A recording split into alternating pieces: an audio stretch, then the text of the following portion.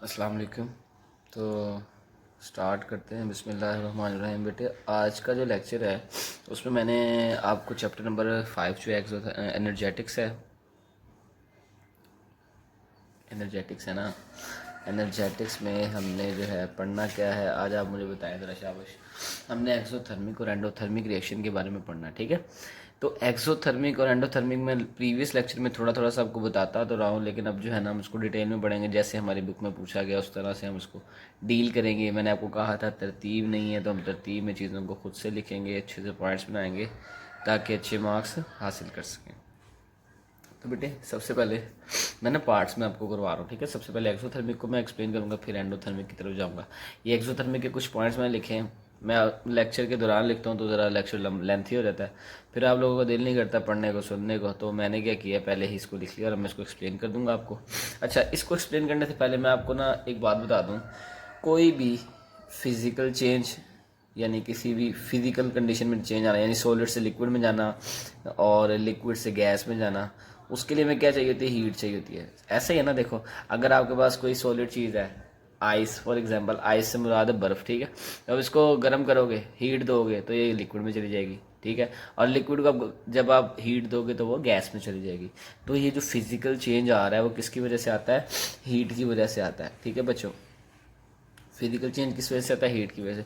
इसी तरह जो केमिकल चेंज है, केमिकल चेंज यानी अब वाटर था, आपने उसको ब्रेक किया हाइड्रोजन और ऑक्सीजन गैस में, तो ये केमिकल चेंज आ गया ना, केमिकल नेचर चेंज होगी। उसके लिए भी आपको हीट की ज़रूरत है। तो इन दोनों के लिए आपको क्या चाहिए होती है, हीट चाहिए होती है, ठीक है। अब हीट या तो इवॉल्व होगी, यानी कि रिलीज़ होगी, या एब्जॉर्ब होगी, ठीक है। अब हीट का इवॉल्व होना और एब्जॉर्ब होना, ये क्या कहलाता है, हीट ऑफ एनर्जी कहलाता है, हीट ऑफ रिएक्शन कहलाता है। Heat which is absorbed in a chemical, evolved और absorbed in a chemical reaction is called heat of a reaction. ये आपको पेज नंबर 70 पे फर्स्ट पैराग्राफ में सेकंड लाइन में मिल जाएगा आपको, ठीक है। अच्छा, ये बात मैंने कर ली। अब मैं एक्सोथर्मिक रिएक्शन की तरफ आता हूँ कि एक्सोथर्मिक रिएक्शंस क्या होते हैं, ठीक है। मैंने आपको यहाँ पे पॉइंट्स बनाए हैं, आपने जरा ध्यान से सुनने। The type of chemical reaction, ये केमिकल रिएक्शन की वो टाइप है in which heat is transferred from system to the surrounding. System for example ये बीकर है, ठीक है। इस बीकर को आप हीट दे रहे हो, ठीक है, हीट देने लग गए हो आप। अब क्या होगा, इधर हीट आप दोगे, सिस्टम से सराउंडिंग में हिट जाएगी, सिस्टम से सराउंडिंग में हिट जाएगी, आपको हीट देने की जरूरत नहीं है। फॉर एग्जांपल NaOH को आपने ना डाल दिया पानी में, ठीक है। अब ये इतना एक्सोथर्मिक रिएक्शन होता है कि ये जो कंटेनर है ना आपका कंटेनर, ये गर्म होना शुरू हो जाता है। इससे पता क्या चलता है, सिस्टम से हीट जो है वो सराउंडिंग में चलेगी। तो ऐसे रिएक्शन जिसके अंदर हीट जो है सिस्टम से सराउंडिंग में जाए उसको हम एक्सोथर्मिक रिएक्शन का नाम देते हैं। Got it. अच्छा, दूसरा पॉइंट क्या, chemical reaction in which heat energy evolved. Evolved का मतलब होता है रिलीज होना, रिलीज्ड, निकलना, ठीक है जी। ऐसे रिएक्शन जिसमें हीट इवॉल्व होगी वो क्या कहलाएगा, एक्सोथर्मिक कहलाएगा। ओके हो गया। टेम्परेचर ऑफ सिस्टम और enthalpy of system decrease. Obviously जब टेम्परेचर जाएगा सिस्टम का कम हो जाएगा, आहिस्ता आहिस्ता जब हम टेम्परेचर, हीट बाहर जाएगी, हीट जो मूव करती है, इंथैल्पी क्या हो जाएगी, कम हो जाएगी। इंथैल्पी क्या हो जाएगी, सिस्टम की डिक्रीज हो जाएगी, और टेम्परेचर ऑफ सिस्टम क्या हो जाएगा, डिक्रीज हो जाएगा। ये दोनों चीज़ें बच्चों डिक्रीज होती हैं। सिमिलरली इसी तरह बेटे टेम्परेचर ऑफ सराउंडिंग जो है वो क्या होगा, इंक्रीज। सराउंडिंग में टेम्परेचर जा रहा है, अब यहाँ से हीट बाहर निकलेगी तो क्या होगा, सिस्टम के जो हीट है वो सराउंडिंग में जाएगी तो सराउंडिंग का टेम्परेचर बढ़ जाएगा, शाबाश। और इस तरह से जो रिएक्शन होता है उसे कहते हैं एक्सोथर्मिक। एग्जिट, एग्जिट से मुराद बाहर निकलना, एक्सो, एग्जिट यानी कि बाहर आना। और थर्म का मतलब होता है हीट। थर्म का मतलब क्या होता है, हीट। अब हीट का बाहर आना, ऐसे रिएक्शन जिनमें हीट बाहर आए सिस्टम से, उसे हम एक्सोथर्मिक रिएक्शन कहते हैं, ठीक है। लास्ट बेटे डेल्टा एच, इसे कहते हैं heat of reaction. Heat of reaction यानी डेल्टा एच, या तो ये पॉजिटिव होती है या ये नेगेटिव होती है। एक्सोथर्मिक के केस में ये नेगेटिव होगी क्योंकि हीट बाहर निकल रही है ना, नेगेटिव, और इंथैल्पी में कम ही आ रही है, तो इसको ही हम कहेंगे नेगेटिव आएगी। बात समझ में आ गई, चलो ठीक है। अब हम हमारे बुक से कुछ रिएक्शन है वो ज़रा डिस्कस कर लेते हैं। हमारा सबसे पहला रिएक्शन है H2 plus O2 goes to H2O। मैंने आपको बताया हुआ पहले रिएक्शन को बैलेंस करना है, दो हाइड्रोजन दो हाइड्रोजन, ओके, एक ऑक्सीजन दो ऑक्सीजन। यहाँ पे दो करने के लिए क्या लगाएंगे, दो लगाएंगे, बैलेंस होगी ऑक्सीजन 2 to the 4। ओहो, हाइड्रोजन इम्बैलेंस होगी, यहाँ पे क्या लगा देंगे, 2 लगा देंगे। ठीक है। अब ये रिएक्शन समझना हमने एक्सोथर्मिक और एंडोथर्मिक की सेंस में। बेटे होता क्या है, जब इसको आप रिएक्ट करवाते हो ना, तो ये सबसे पहले हमने ना इसको ब्रेक करना होता है। इसको ब्रेक करेंगे, हीट देनी पड़ेगी। ये आगे जाके मैंने आपको सारा बताना है। फिलहाल आप ये देख लो कि जब आप हाइड्रोजन और ऑक्सीजन को मिलाते हो तो हीट निकलती है, प्रोडक्ट में बन के आती है। फॉर एग्जांपल मैं आपको बताता हूँ, देखो ये एक आपका बीकर है, ठीक है, इसमें हमने हाइड्रोजन गैस डाल दी, ठीक है, और ऑक्सीजन गैस डाल दी। जब हमने हाइड्रोजन और ऑक्सीजन गैस डाली तो क्या हुआ, थोड़ी देर बाद देखा ये जो बीकर था ना, ये ढक्कन, ये वाला जो ढक्कन था, ढक्कन क्या सॉरी कंटेनर जो था वो गर्म होने लग गया। यानी कि प्रोडक्ट में आपके पास इधर इसको प्रोडक्ट में क्या है आपके पास, एक तो आपके पास H2O बन गया, इसको मैं ब्लू से लिख देता हूँ, ये देखो, एक तो आपके पास H2O मिला आपको, रिएक्टेंट ये थे ना, ये दोनों रिएक्टेंट हैं, ठीक है बेटे। अभी मैंने आपको सारा आगे जाके ना बताना है कि रिएक्शन एक्सोथर्मिक क्यों होता है और एंडोथर्मिक कैसे होता है, सॉरी कैसे होता है वो अभी हम पढ़ेंगे। फिलहाल आप ये समझ लो, डिफाइन करूँ मैं इसको, एक्सप्लेन करूँ, प्रोडक्ट ये बना।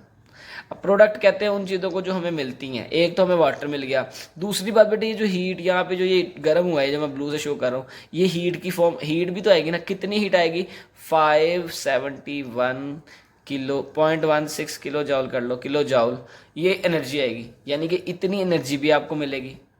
अब कुछ बच्चों को कन्फ्यूजन होती है यहाँ पे कि सर एक्सोथर्मिक में आपने कहा था कि माइनस में लिखते हैं, यहाँ पे आपने प्लस लिखा है। बेटे ये रिएक्शन की सेंस में मैंने आपको लिख के दिया। रिएक्शन जब होता है, प्रोडक्ट को हम इस साइड पे लिखते हैं ना, है ना, एक प्रोडक्ट ये है, एक प्रोडक्ट, ये दोनों प्रोडक्ट हैं।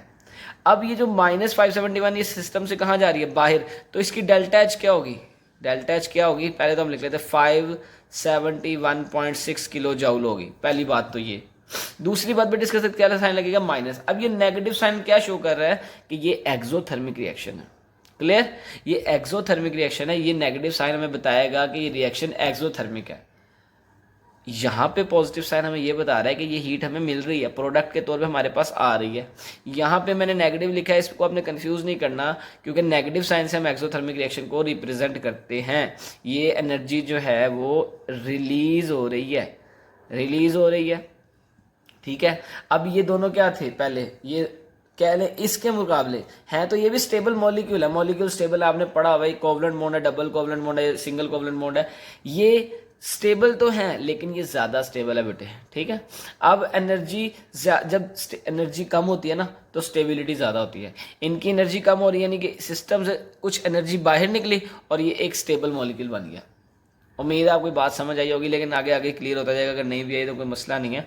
देखो बेटे, अगर आप इसका उल्टा चला दो, फॉर एग्जांपल आपके पास ना अब पहले से ही ना एक कंटेनर में ना पानी है, ठीक है, पानी को आप तोड़ोगे, आपको ये एनर्जी देनी पड़ेगी, अब रिलीज नहीं होगी। आपके पास अब क्या है, H2O, ये आपका रिएक्टेंट बन जाए फॉर एग्जांपल।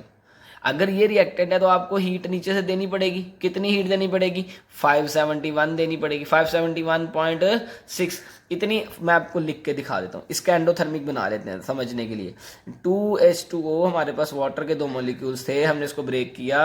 कैसे ब्रेक किया, हमने इसको एनर्जी दी, डेल्टा एच दिया। कितनी एनर्जी दी, मैं यहाँ लिख देता हूँ 571.6 किलो जॉल की एनर्जी दी, तब जाके हाइड्रोजन और ऑक्सीजन गैस में बनी, ये इसमें स्टोर्ड हुई।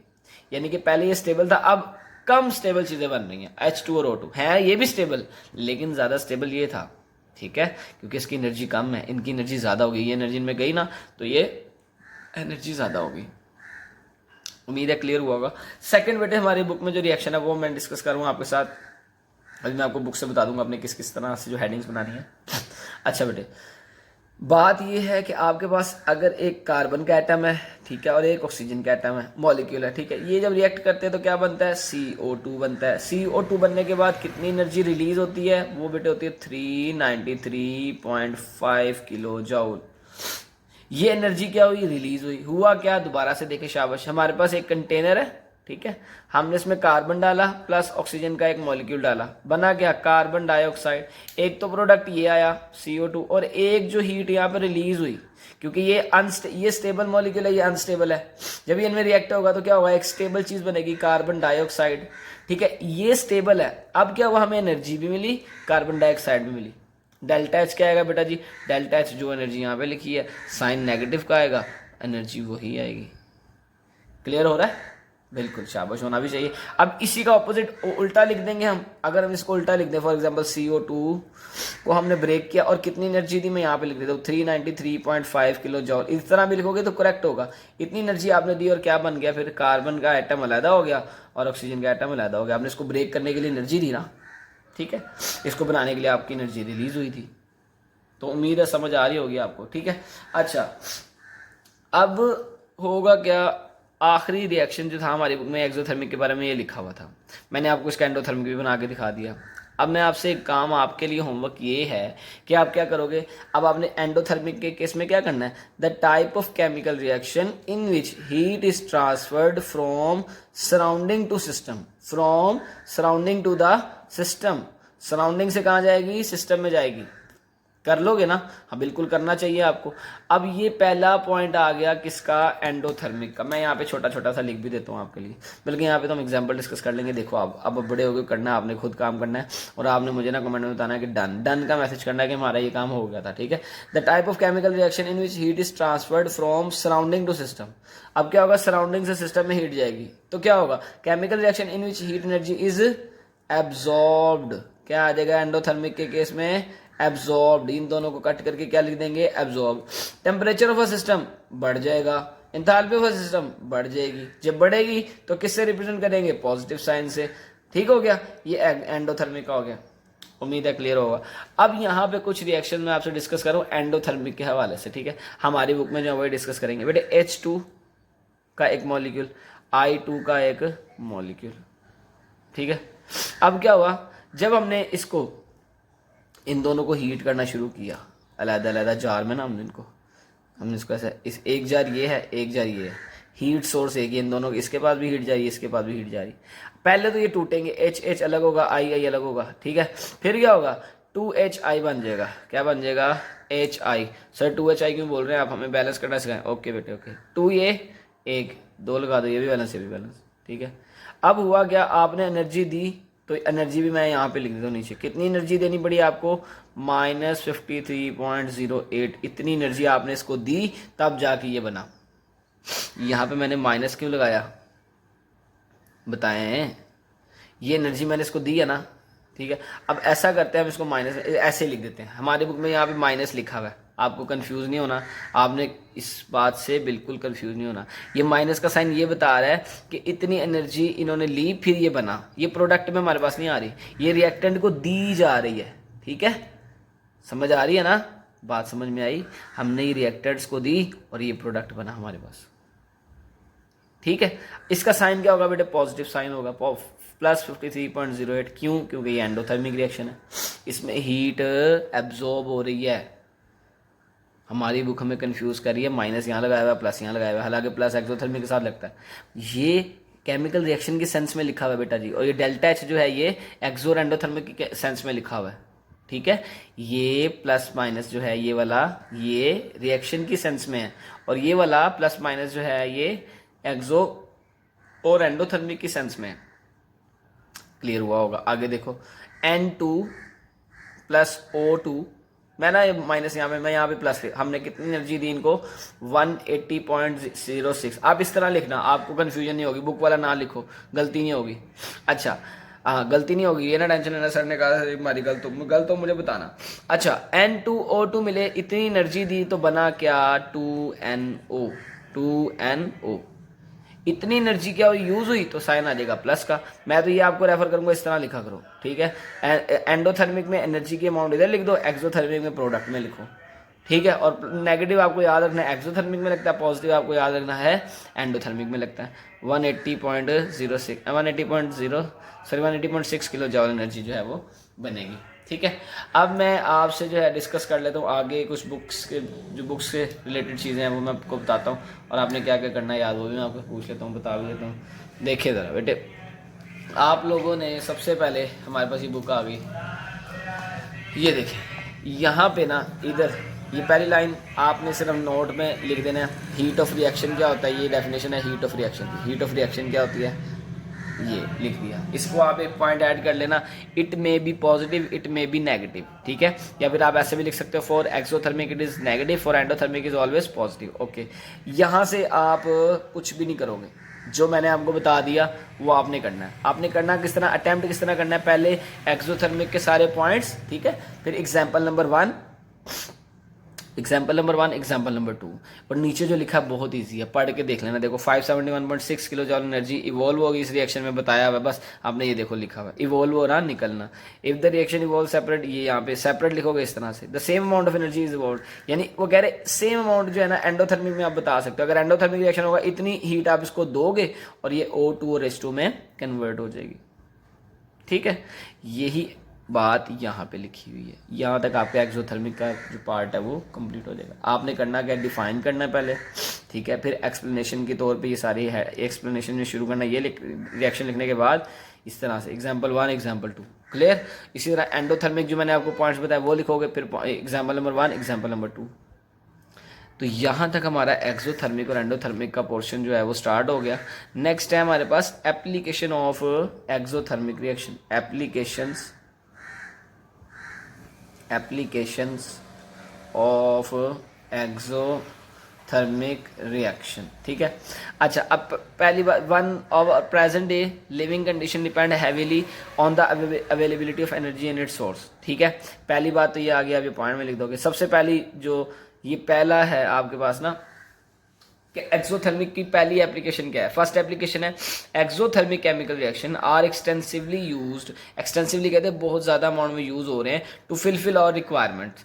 इन such reaction chemical energy is converted, अब केमिकल थे ना, केमिकल एनर्जी जो थी वो कन्वर्ट हो रही थी हीट में, और यही हीट एनर्जी ये केमिकल्स हैं, गैस है, ऑयल है, कोल है, ये क्या बेटे केमिकल्स हैं। जब आप इसको ब्रेक करते हो, जलाते हो, फॉर एग्जांपल आपने कोयला जलाया, ठीक है, देग पकानी थी, घर में फंक्शन था, कोयला जलाया आपने, उसके अंदर थी केमिकल एनर्जी। अब वो केमिकल एनर्जी से हीट निकली, हीट निकलती है ना, बिल्कुल निकलती है, चेक कर लेना उठा के कोयला, ना ऐसे कितना करना है, वैसे कह रहा हूँ यार।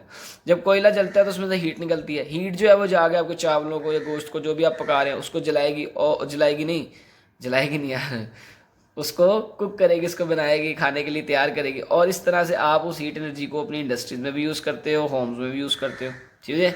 During this burning process called combustion, I think combustion क्या होता है, व्हाट इज कंबस्शन। अब आपसे सवाल हो सकता है कि कंबस्शन क्या है, किसी भी चीज़ को ऑक्सीजन की प्रेजेंस में जलाना, उसे कंबस्शन कहते हैं, ठीक है। सब ये लिखा हुआ ड्यूरिंग दिस मैं आपको बताता हूँ, substance present in a fuel, यानी जो फ्यूल कहते हैं कोयला, ऑयल, गैस जो भी है, उसको आप ऑक्सीजन की प्रेजेंस में जलाओगे तो वो सर्टेन अमाउंट में हीट जो है वो प्रोड्यूस करेगी।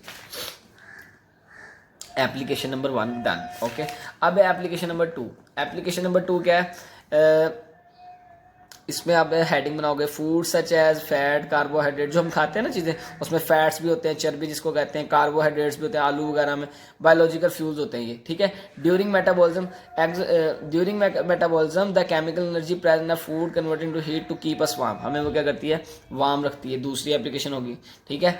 एप्लीकेशन इन ह्यूमन, ये आप लिख सकते हो, इसमें आप क्या लिखोगे, एक्सोथर्मिक रिएक्शन, अभी मैं बताता हूँ यार, सोच के सब्र करो। अच्छा आगे देखते हैं, इसके मैं आपको हेडिंग बनवाता हूँ। A large portion of electricity is produced, इसकी आप हेडिंग बना लो, एप्लीकेशन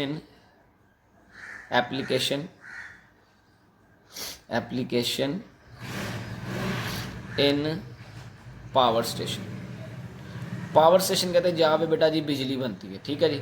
अब होता क्या है, burning of fuel such as natural gas को जलाते हैं, ये जो हम घरों में आती है, ऑयल, कोल, इनको जला के हम क्या करते हैं, अपने घरों को गर्म रखते हैं, कंबस्शन स्टीम हाई प्रेशर से। ये हाई प्रेशर स्टीम जो होती है टरबाइंस को जलाता है, टरबाइंस जो आगे जनरेटर को जलाते हैं, और जनरेटर आगे इलेक्ट्रिसिटी प्रोड्यूस करते हैं। आप फिजिक्स में बहुत ज़्यादा डिटेल में पढ़ोगे, फिलहाल आपने इसकी हेडिंग बना लेनी है। अच्छा अब आप इसकी हेडिंग, नेक्स्ट वाली हेडिंग बनेगी बेटा जी यहाँ पे एप्लीकेशन, ओके बेटे। नेक्स्ट जो है ना, एप्लीकेशन इन ऑटोमोबाइल्स, या वाइल ड्राइविंग, कंबस्शन, अब पेट्रोल डालते हैं गाड़ी में, वो बर्न होता है, उसके जलने से हीट निकलती है, उस हीट से जो है वो हमारा काम होता है, ठीक है, यहाँ तक, ठीक है। अब आखिरी एग्जांपल क्या है, एग्जांपल इन फायरवर्क्स, ये जो आपको नीचे पिक्चर नजर आ रही है ना, ये सारा एक्सोथर्मिक होता है। Fireworks are the result of combustion reaction that yield heat, light and sound. Heat निकलती है पहली बात, वो जो पटाखे होते हैं उसमें से लाइट भी बड़ी प्यारी प्यारी निकलती है, साउंड भी आता है आपको, ठीक है। Different metal salts along with oxidising agent reduce agent produce a variety of colours. अब ये चीज़ें यूज़ होती हैं, जैसे सॉल्ट्स होते हैं उसमें और ऑक्सीडाइजिंग एजेंट होते हैं और जो वैरायटी ऑफ कलर्स बनाते हैं। ये बेटे यहाँ तक हमारी एक्सोथर्मिक रिएक्शन की जो है वो सारे के सारी एप्लीकेशन मैंने आपसे डिस्कस कर ली। मैंने आपको एक्सोथर्मिक एंडोथर्मिक प्रोसेस का सारा इजीली जो है वो सारा समझा दिया है। अब आप अपने अच्छे बच्चों की तरह जो मैंने पॉइंट बताए एंडोथर्मिक एक्सोथर्मिक पे मैंने लिख दिए थे, एंडोथर्मिक के आप खुद लिखोगे। ये एग्जांपल्स थी मैंने आपसे डिस्कस कर ली। अब मैं आपसे जो है ये जो एक्सेस के सवाल है ये मैं आपको लिखवाता हूँ। फिलहाल यहाँ तक रखना। अल्लाह हाफिज़।